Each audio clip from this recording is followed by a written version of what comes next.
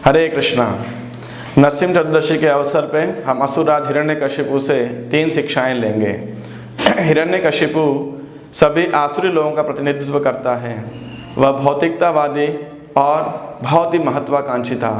उसकी महत्वाकांक्षा थी कि वह अमर हो जाए और इसके लिए कठोर तपस्या का पालन किया और ब्रह्मा जी से आशीर्वाद लिया कि किसी भी जलचर से, थलचर से, 84 लाख योनियों से, दिन में न रात में, न अस्त्र से न शस्त्र से उसकी मृत्यु हो। अर्थात उसने सारी योजना, सारा प्रबंध कर लिया था कि उसकी मृत्यु ना हो सके।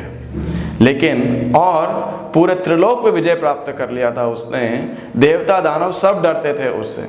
लेकिन फिर भी आप देखिए 100 देवताओं के वर्ष तपस्या करने के बाद हिरण्यकशिपु का पूरा राज्य शासन केवल 5 वर्ष चला। क्यों? क्योंकि प्रहलाद महाराज के प्रति उसने अपराध किया। तो इससे हमें क्या शिक्षा प्राप्त होती है कि भौतिक जीवन बहुत ही क्षणिक है, इसके पीछे हमें ज़्यादा नहीं भागना चाहिए। कमल दल जल जीवन अटल मल।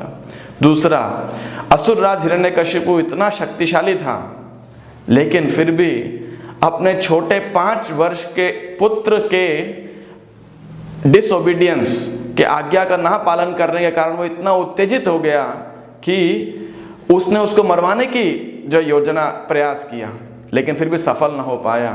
और उस पूरा ब्रह्मांड हिरण्यकशिपु का आज्ञा पालन करता था, लेकिन एक छोटा बच्चा जब उसकी आज्ञा पालन ना किया तो वह उत्तेजित हो उठा, वह चिंताग्रस्त हो गया। अर्थात भौतिक उन्नति हमेशा चिंता और परेशानी लेकर के आती है।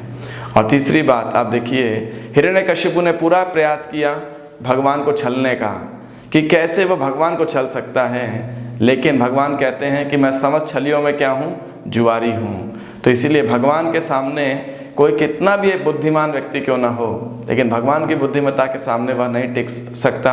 अंततः हिरण्यकशिपु का नाश हुआ और प्रहलाद महाराज की विजय हुई। तो नरसिंह चतुर्दशी के दिन हमें ये शिक्षा प्राप्त होती है कि भौतिक जीवन के पीछे भागना एक बेवकूफ़ी है, और खासकर भौतिकतावादी महत्वाकांक्षा को पालना तो वो बहुत ही क्षणिक है। हरे कृष्णा।